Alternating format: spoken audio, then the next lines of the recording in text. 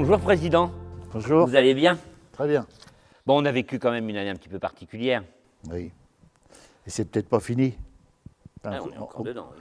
on va croiser les doigts. Oui, c'est sûr que cette pandémie avec la Covid-19 ne nous a pas facilité les choses. Hein, mais bon, mais ça vaut aussi pour tout le monde. Hein.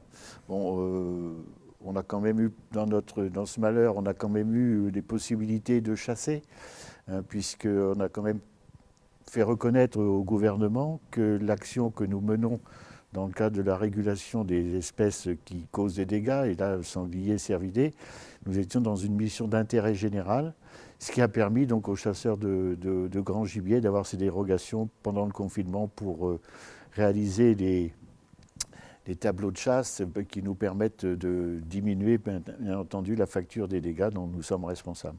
Les chasseurs qui ne chassaient pas le grand gibier, mais qui chassaient le petit gibier, étaient même un peu vexés presque de eux ne pas pouvoir chasser et reprochaient qu'il y ait un peu plusieurs camps dans les chasseurs. C'est toujours très compliqué en fait. C'est toujours très compliqué. Il est sûr que certains disaient il n'y en a que pour les chasseurs de grand gibier. Ça venait peut-être parfois des chasseurs de petit gibier.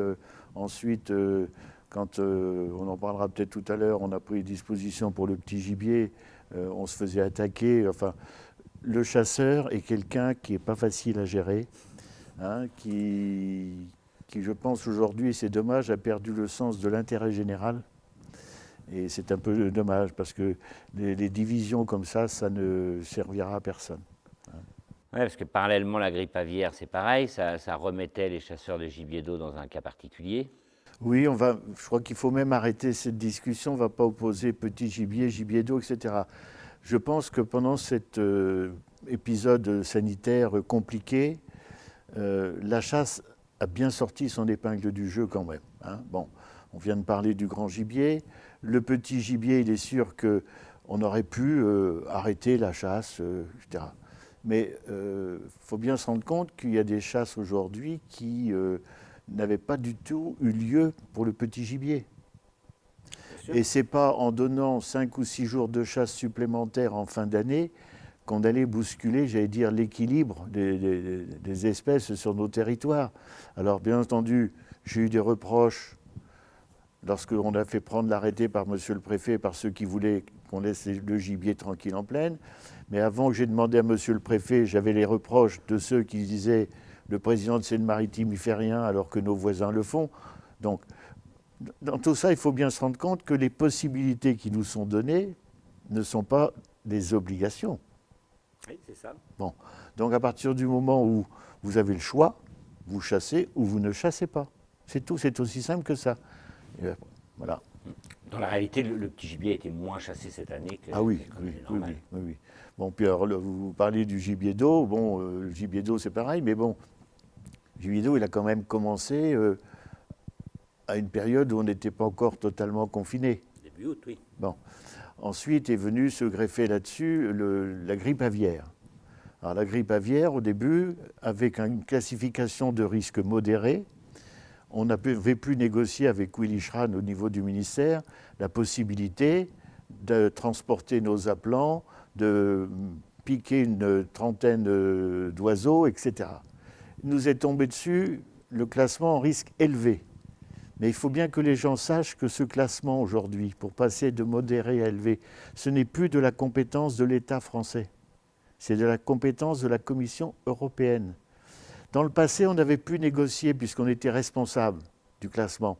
On pouvait négocier par zone, modéré, élevé, modéré, élevé.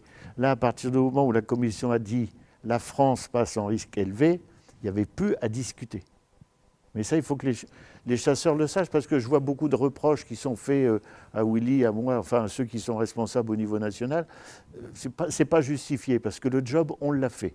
Bon. Maintenant, si vous voulez qu'on parle de ce problème pour les années qui viennent, et surtout pour l'année prochaine, bon, il est convenu qu'aujourd'hui, avec le ministère de l'Agriculture, et puis les autres filières, parce que pour la grippe aviaire, il n'y a pas que les canards sauvages, hein, il y a toute la filière économique derrière. Donc il est convenu qu'avec toute cette filière économique, on se mette au travail avec le ministère de l'Agriculture dès le printemps pour mettre en place des protocoles qui nous permettront de gérer par anticipation les dispositifs si demain on devait repasser en risque élevé, etc. Pour que l'État français puisse donner à la Commission européenne des informations sur ce fameux transport d'aplants. Bien, dans le contexte actuel, les gens ne comprennent pas qu'on puisse transporter des poules quand on va acheter ça dans un magasin et qu'on ne puisse pas transporter nos aplants pour faire 5 km de sa maison à son lieu de chasse. Donc tout ça, ça va être géré au niveau national là, début mars, puisque c'est moi qui en ai la responsabilité.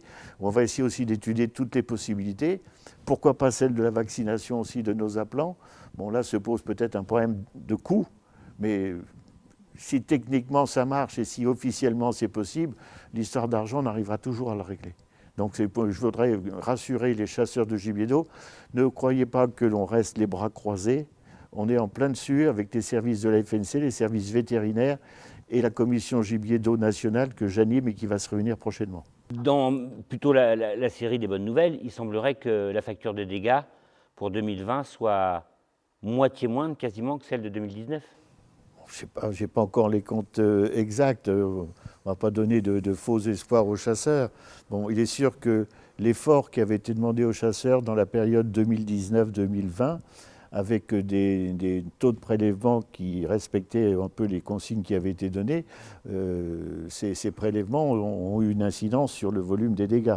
Donc effectivement, il semblerait aujourd'hui que les dégâts qui ont succédé à cette période de chasse soient moins élevés que l'année précédente. Alors, vous dire combien, je ne vais pas donner de chiffres, je ne les ai pas définitivement en tête, mais ni arrêtés. Mais il y aura de toute façon, en fonction des résultats, parce qu'on joue carte sur table, il y aura de toute façon, si les dégâts ont baissé, les contributions territoriales baisseront. Mais il faudra quand même rester très très prudent, parce qu'aujourd'hui, une population de sangliers ne se maîtrise pas sur un an. Donc c'est une évolution qu'il va falloir que l'on gère sur 2 ou 3 ans pour voir si on a bien réussi à stabiliser les populations dans nos départements et le volume des dégâts. Alors, puisqu'on parlait de bonnes nouvelles, j'en étais une. La deuxième bonne nouvelle, c'est que, vous savez, on échange les bracelets sangliers.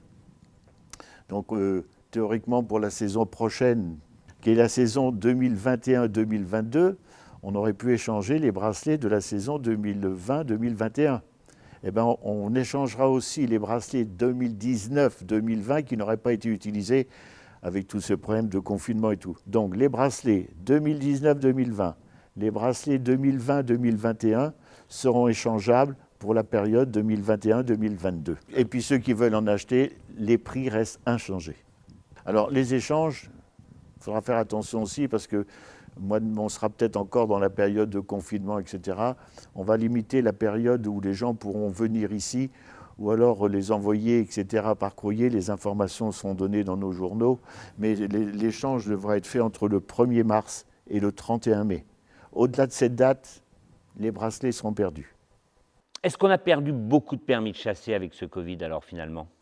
On a eu des sueurs froides au début du confinement parce qu'on voyait que les permis ne rentraient pas, les gens étaient inquiets, ce qui est tout à fait normal. Et puis, bonne surprise. Bonne surprise, alors que chaque année, on a une perte moyenne de 2 à 3%, qui est à peu près la moyenne nationale aussi. Cette année, notre fédération en Seine-Maritime, on a perdu 0,5%. Et presque rien. C'est une soixantaine de chasseurs. Alors là, je remercie. Là, je remercie les chasseurs qui n'ont pas cédé à la panique, certains même ont dû prendre le permis sans chasser beaucoup. Ça montre quand même qu'ils soutiennent leur fédération. Et ça, je pense que c'est quelque chose qu'il faut leur dire, les remercier d'avoir continué à soutenir leur fédération en prenant le permis avec une saison quand même très compliquée. Bon, et il faut dire aussi que pendant cette saison compliquée aussi, les personnels pouvaient s'inquiéter de cette baisse de permis, puisque c'est avec ça que l'on fonctionne aussi dans la maison. Et bien non, les personnels aussi ont été très satisfaits. Et aussi, je dois dire que pendant cette période-là, ils ont tout fait, avec le télétravail, les permanences téléphoniques, etc., pour qu'il n'y ait jamais de rupture de contact entre la fédération et ses adhérents que sont les chasseurs. Et ça, je les en remercie. Aujourd'hui, je pense que les chasseurs sont de plus en plus conscients qu'ils ont un rôle indispensable à jouer en termes de maintien ou d'amélioration de la biodiversité. Absolument. Moi, je pense que la chasse française de demain continuera à exister si elle s'occupe de la biodiversité, des territoires et de l'aménagement. On gardera notre cœur de métier qui est la chasse avec les espèces, mais si on laisse trop de place à d'autres gens qui sont certainement compétents, mais nous en plus nous avons, j'allais dire, la connaissance du territoire, bien souvent avec des propriétaires fonciers, hein, parce que le territoire, ce n'est pas une propriété publique, c'est une propriété privée. Donc je pense que là, on a un rôle important à jouer. Donc il faut que les fédérations, la nôtre, on le fait déjà depuis longtemps, mais je pense que les fédérations aujourd'hui devront se lancer là-dedans. Alors, il y a des choses qui sont faites et parfois on ne communique pas assez.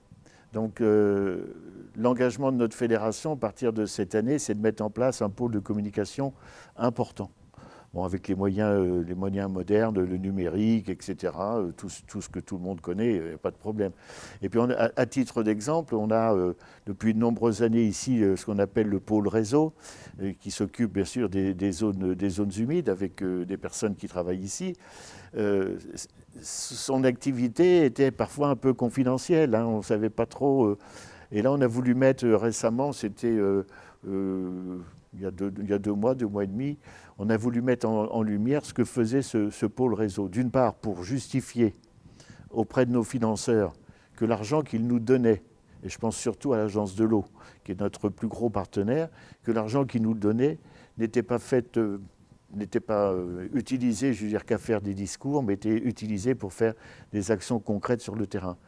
Et je dois dire qu'on a fait quand même une communication extrêmement importante, et puisque assister à cette réunion où on rendait compte de nos activités, notamment surtout à l'Agence de l'eau, on avait quand même le directeur général de l'ADEB au ministère, hein, Olivier Thibault, on avait Pierre Dubreuil qui est le directeur général de l'Office français de la biodiversité, et puis en plus on avait Madame Blanc qui est la directrice générale de l'Agence de l'eau Seine-Normandie. Donc c'est quand même, si ces gens-là se sont déplacés pour voir ce qu'ils faisaient en Seine-Maritime, c'est quand même une sacrée reconnaissance. Donc maintenant, tout ce que nous faisons en matière de biodiversité, on va utiliser les mêmes principes, inviter les gens responsables, les gens influents, etc. On va communiquer, on va faire des films, on va utiliser les réseaux, etc. Il faut qu'on sorte de notre petit cocon de Belleville. Voilà. On entend parler aussi d'éco-contribution et de l'État donne un peu d'argent, les chasseurs un peu d'argent, mais comment ça s'organise tout ça? Ça a été discuté au moment où on a discuté, vous savez, de ce fameux permis à 200 €. Bon. Alors tout le monde a gardé en tête que le président de la République avait fait un cadeau aux chasseurs avec ce permis à 200 €. Mais on a oublié quelque chose d'important à côté. On a oublié ce qu'on appelle dans notre jargon ici l'éco-contribution.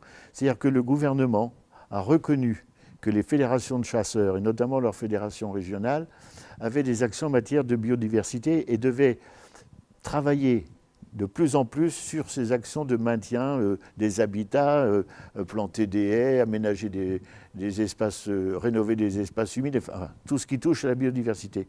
Mais pour ça, il faut de l'argent. Alors l'État a dit, les chasseurs, vous mettez 5 € par chasseur qui prend son permis, et moi, État, je mets 10 €. Ce qui fait qu'aujourd'hui, au niveau national, vous avez 15 € par chasseur. Un peu plus de 15 millions, puisqu'on a un peu plus d'1 million de chasseurs, mais c'est une somme énorme, mais pas que pour une année, chaque année. Et ensuite, les fédérations régionales et départementales, qui ont des projets et qui en avaient, qui ne pouvaient pas aboutir parce qu'il n'y avait pas d'argent, aujourd'hui, sous le contrôle de la FNC et de l'OFB qui jugent si le projet est valable et s'il répond bien aux critères d'éligibilité, aujourd'hui les fédérations peuvent se lancer là-dedans. Alors c'est important, parce que bien souvent on entend des discours sur il faut ci, il faut faire ci, il faut faire ça. Aujourd'hui les chasseurs, en plus, ils ont l'argent et ils le font. Avez-vous pu prendre la décision? Est-ce qu'il y aura une assemblée générale en 2021 ou pas, dans le contexte sanitaire actuel? Si c'est au jour d'aujourd'hui, je peux vous dire que je ne sais pas encore s'il y aura une assemblée générale en présentiel, comme on dit aujourd'hui. De toute façon, on se prépare aujourd'hui à tenir une assemblée générale dématérialisée. Bon, je vais vous expliquer un petit peu comment ça peut se passer tout à l'heure, mais aujourd'hui, nous sommes encore dans l'incertitude. Le gouvernement peut encore, s'il le souhaite, reprendre une ordonnance comme il a fait l'année dernière, autorisant les conseils d'administration à délibérer en lieu et place d'assemblée générale. Ça ferait 2 années de suite. Je pense que ce serait trop long. c'est-à-dire 2 années de suite pendant lesquelles les chasseurs n'auraient pas le compte-rendu de ce qui s'est fait, etc., c'est très mauvais. Donc aujourd'hui, on se prépare à l'Assemblée générale dématérialisée, c'est-à-dire qu'elle se tiendra non pas à Ophé comme ça devait avoir lieu le 24 avril, elle se tiendra le 24 avril sous une autre forme. Les gens pourront, j'allais dire, par le canal du numérique, se connecter sur un site qu'on leur donnera. Ils pourront suivre en direct les débats et les présentations de l'Assemblée générale, et ils pourront également voter, puisque nous leur font parvenir sur chaque délibération à prendre les choix qu'ils ont à faire, bien entendu, où ce sera oui ou non, ou solution 1, solution 2, etc., et pourront voter. Ça fonctionne, techniquement, ça fonctionne très bien. Bon. J'ai pu l'expérimenter dans d'autres instances où la semaine dernière, on était 200. Ça a très bien marché, on a voté, il n'y a pas eu de problème, etc. De toute façon, tout se fera sous contrôle de huissiers comme d'habitude. Mais nous tiendrons cette Assemblée générale parce qu'on ne peut pas rester 2 ans de suite sans déjà dire aux gens ce qu'on a fait, leur donner, même si c'est sur un écran, les résultats financiers, etc. Mais on prend l'engagement aussi que si elle est dématérialisée au mois de mars, en espérant qu'avant l'ouverture de la chasse, on soit sorti un peu de ce confinement, eh ben, je pense qu'on fera un grand rassemblement de chasseurs, peut-être en extérieur, peut-être en salle, pour pouvoir reprendre le contact, parce que nous avons perdu aussi le contact de nos ce qu'on appelait les réunions territoriales sur les secteurs. Et là, on a quand même beaucoup de choses à expliquer à nos chasseurs. Alors, ils vont déjà avoir un aperçu de ce qui s'est fait, puisqu'ils vont recevoir ce numéro spécial d'InfoChasse, où là, on a mis les bouchées doubles, puisqu'il fera le double de page de ce qu'ils reçoivent d'habitude. Bon, donc, ce sera intéressant pour eux déjà de voir un peu dans ce document le rapport d'activité de leur fédération. Et ce document sera envoyé à l'ensemble des chasseurs du département. Il n'y aura pas ceux qui auront l'info et ceux qui ne l'auront pas. Tout le monde l'aura.